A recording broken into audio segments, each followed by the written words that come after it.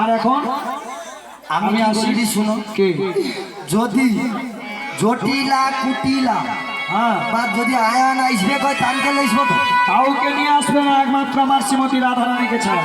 বেশ তাই হবে, রাধারানীকে নিয়েই আসবো। আর একটা কথা, কি গো? যতক্ষণ তোমরা না আসছো তুমি থাকবে কোথায়? আমি থাকবো এই যমুনার খুলে পাড়ের কান্ডারি রূপে। আশীর্বাদ করি কল্যাণ মস্ত সর্বকার্যে জয়ী হও।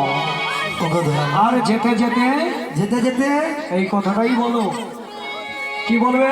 বলবো যেতে যেতে শুধু বলবে যাওয়ার বেলা একটি কথা শুধুই বলে যা, জনম